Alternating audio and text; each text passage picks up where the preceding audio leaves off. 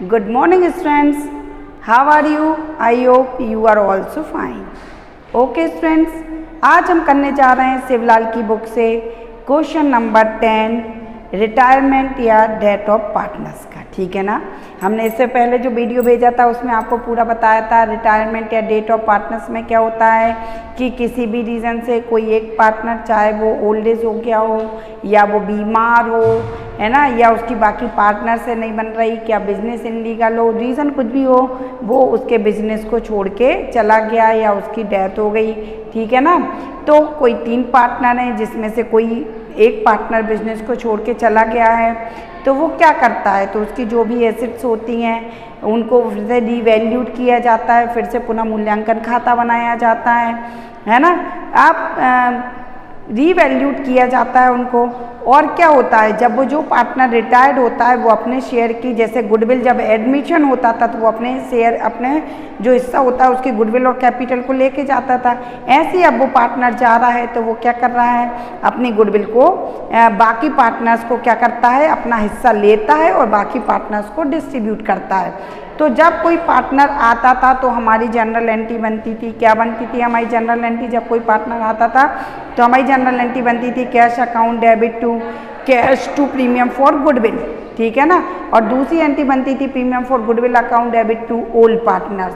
लेकिन अभी क्या होता है, अभी जनरल एंट्री में कोई चेंज नहीं होता है। अभी जो जनरल एंट्री बनती है वो क्या बनती है कि जब कोई पार्टनर जा रहा है तो वो अपना जो शेयर है, अपना हिस्सा लेता है और जो कंटिन्यू पार्टनर है उनको डिस्ट्रीब्यूट कर देता है। मान लीजिए 3 पार्टनर हैं ए बी सी, उसमें से सी आपका बिजनेस फर्म को छोड़कर जा रहा है, तो जो ए और बी जो कंटिन्यू पार्टनर हैं वो अपना जो शेयर है, सी का शेयर जो है, पहले क्या होता था कि पहले जो न्यू पार्टनर आता था वो अपने शेयर को डिस्ट्रीब्यूट करता था ओल्ड पार्टनर में। और इसमें जो पहले अभी जो रेगुलर पार्टनर हैं उसमें से एक कोई पार्टनर बिजनेस को छोड़कर जा रहा है तो वो अपना शेयर ले रहा है और जो रिमेनिंग पार्टनर है, कंटिन्यू पार्टनर है, उनको डिस्ट्रीब्यूट करके जाता है, उनको अपना हिस्सा बेच देता है, सेल कर देता है। तो हमने इसके पहले क्वेश्चन कर चुके हैं। आज हम करने जाना है क्वेश्चन नंबर 10। जब कोई पार्टनर आता था, एडमिट होता था, तो उसका जो रेशो होता था, उसको रिमेनिंग पार्टनर्स का जो रेशो होता था वो सेक्रीफाइस रेशो होता था। ठीक है ना। लेकिन अभी क्या होता है कि अभी जो पार्टनर है जो जाएगा तो जो रिमेनिंग पार्टनर उसका शेयर लेंगे वो गेनिंग रेशो में होंगे। तो क्लियर होना चाहिए कि जब कोई पार्टनर आपका एडमिट होगा तो उसका जो रेशो डिस्ट्रीब्यूट होगा वो ओल्ड रेशो में होगा और उसकी जो गुडविल डिस्ट्रीब्यूट होगी वो सेक्रीफाइस रेशो में डिस्ट्रीब्यूट होगी। और जब कोई पार्टनर जाएगा तो उसकी जो गुडविल डिस्ट्रीब्यूट होगी वो गेनिंग रेशो में होगी। क्लियर है। तो हम करने जा रहे हैं क्वेश्चन नंबर 10। क्वेश्चन नंबर 10 में है अकाउंटिंग ऑफ गुडविल। ठीक है ना। अब इसमें क्वेश्चन कह रहा है हमारा ABC are partners in a firm sharing profit and loss in the ratio of 4:3:2। उनका जो प्रॉफिट शेयरिंग रेशो है, ओल्ड रेशो, वो 4:3:2 है। और उन्होंने और क्या है, the goodwill appeared in the book of, तीनों की जो गुडविल थी वो थी 54,000 की। C 54,000 C retired from the firm and goodwill in valued on the day of 60,000 pass necessary journal entries. देखिए पहले जो पिछले लास्ट जो चैप्टर था हमारा एडमिशन ऑफ पार्टनर, उसमें हमको ये देखना पड़ता था कि वो अपनी गुडविल को कैश में लेकर आया है या उसकी गुडविल की वैल्यू की गई है। बट यहाँ पे ऐसा नहीं है, जो उसकी गुडविल रहेगी वो वैल्यू ही की जाएगी। इसमें हमें ये नहीं देखना पड़ेगा कि हम कैश में लाए हैं या वैल्यू की गई है। ठीक है। अब देखिए क्या कह रहा है कि उनका ओल्ड रेशो जो दिया हुआ है वो दिया हुआ है 4:3:2 का। और कहा गया है क्वेश्चन में न्यू रेशो के बारे में हमें कोई इन्फॉर्मेशन नहीं दी है, तो हम न्यू रेशो कैसा मान के चलेंगे, इक्वली मान के चलेंगे। और उसमें हम सेक्रीफाइस रेशो निकालते थे जब एडमिशन ऑफ पार्टनर करते थे, और इसमें हमें गेनिंग रेशो चाहिए होता है।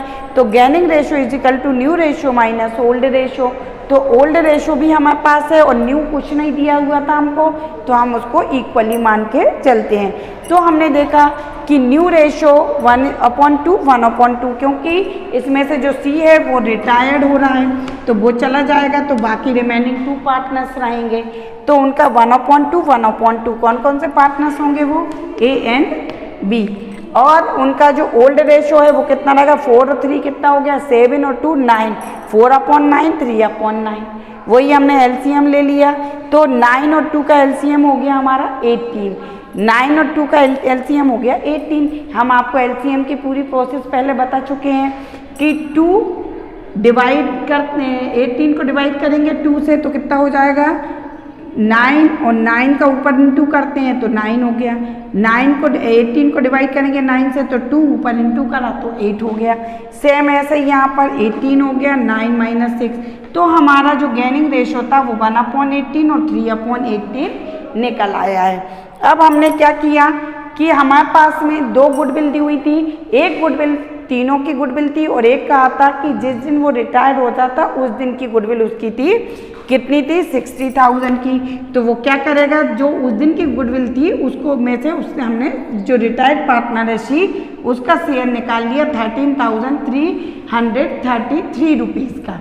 अब वो अपनी गुडविल को ए और बी को डिस्ट्रीब्यूट कर रहा है, किस रेशो में, हमने बताया कि जब रिटायर्ड होता है पार्टनर तो गेनिंग रेशो में डिस्ट्रीब्यूट करता है, एडमिट होता है तो सेक रेशो में डिस्ट्रीब्यूट करता है। तो हमने ये उसका डिस्ट्रीब्यूट करा तो हमारा आ गया 3,333 9,999 रुपीज़ का। ठीक है, अब हमको जनरल एंट्री प्रिपेयर करनी है। तो देख, journal entry date, particular, LF, amount debit और अमाउंट क्रेडिट। ठीक है, अब यहाँ पे देखिए पहले तीनों की जो 54,000 की गुडविल थी ओल्ड रेशो में डिस्ट्रीब्यूट हुई, तो उसको हम लिखते हैं तीनों की गुडविल थी तो A's capital, B's capital, C's capital to goodwill account. ठीक है, कितना बीइंग ओल्ड गुडविल एग्जिस्टेड की 54,000 की थी, तीनों को ओल्ड रेशो में डिस्ट्रीब्यूट कर दी। अब उसके बाद में न्यू जो गुडविल है उसकी जनरल एंट्री, जो रिटायर्ड पार्टनर है वो अपना शेयर ले रहा है गुडविल से और कंटिन्यू पार्टनर को देकर जा रहा है, तो हमारी जनरल एंट्री बनती है continue partner account debit to retired partner. तो कंटिन्यू पार्टनर है आपका A's capital, B's capital to retired partner है सीस कैपिटल। उसने अपना शेयर लिया था, अभी हमने देखा था कि जो फर्म की टोटल गुडविल थी वो हमारी 60,000 थी, उसमें से हमने उसका शेयर निकाला था तो हमारा शेयर निकला था 39,333 रुपीज़ का। उसको हमने जो गेनिंग रेशो निकाला था उसमें डिस्ट्रीब्यूट कर दिया था, तो ये हमने डिस्ट्रीब्यूट जो अमाउंट था उसको फिल किया हुआ है। तो हमारी जनरल एंट्री जब भी कंटिन्यू पार्टनर का रहता है तो कंटिन्यू रेगुलर जो पार्टनर रहते हैं तो continue partner account debit to goodwill account और उसके बाद में continue partner account debit to retired partner हमारी जनरल एंट्री होती है। अब हम करने जा रहे हैं क्वेश्चन नंबर 11। तो क्वेश्चन नंबर 11 क्या कह रहा था, क्वेश्चन नंबर 11 था Ashok Vimal and Chandra share profit and loss ratio 4:3:2। Ashok Vimal और चंद्रा थे, उनका रेशो कितना था 4:3:2 था। ठीक है, अब इसमें से वो कह रहे थे Vimal retired and the firm's goodwill on the day is valued 18,000। The new profit sharing ratio Ashok and Chandra 3:2 pass necessary journal entries of goodwill. कह रहा है कि उस दिन जो अशोक, विमल, चंद्रा 3 पार्टनर्स थे, उसमें से कौन रिटायर्ड हो रहा है, बीच वाला रिटायर्ड हो रहा है। ठीक है, जिनका रेशो कितना था 4, 3, 7 और 2, 9, 4/9, 3/9 और 2/9 और उनका न्यू रेशो दिया हो 3:2। तो हमें उसके गुडविल डिस्ट्रीब्यूट करने के लिए अभी हमने आपको बताया कि हमें गेनिंग रेशो फाइंड करना पड़ता है। तो हमने गेनिंग रेशो फाइंड किया न्यू माइनस ओल्ड। तो न्यू है हमारा 3/5 और 2/5, ओल्ड है 4/9 और किसका 2/9। ठीक है, रिटायर्ड पार्टनर को तो हम हटा देंगे, तो हमारा 9×5 जा 45 हो गया, तो 5×9 जा 9×3 जा कितना हो गया 27 और 9×5 जा 5×4 जा 20 हो गया, तो हमारा 7/45 आया। ऐसे ही एलसीएम लिया 9 और 5 का तो 45 आ गया। तो नीचे हम डिवाइड करते हैं तो 5×9 जा 45 और 9×2 जा 18 और ऐसे 9×5 जा 45 तो 5×2 जा 10। तो हमारा न्यू रेशो निकल गया 7:8, जो हमारा था गेनिंग रेशो 7:8 आ गया।